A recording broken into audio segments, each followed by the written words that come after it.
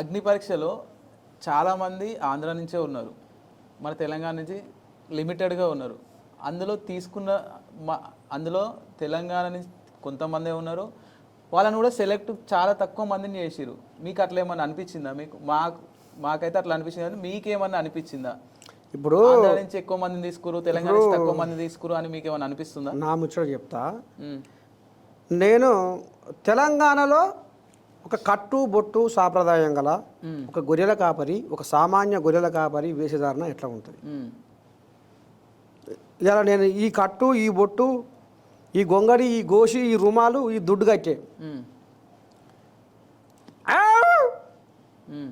నేను ఒక కూత పెడితే నా దిక్కు 500 మంది చూస్తారు. ఏది ఈ వేషధారణ.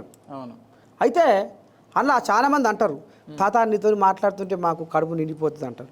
తాత నీతో మాట్లాడుతుంటే మా తాత గుర్తుకొస్తుంది అంటారు. తాత నీతో మాట్లాడుతుంటే మా నాయన గుర్తుకొస్తుంది అంటారు.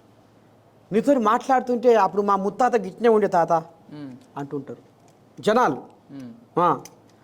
మరి ఈ తెలంగాణ కట్టుబొట్టు, ఈ సంస్కృతి, ఈ సాంప్రదాయం ఇది గొర్రెల కాపరి వేషధారణ.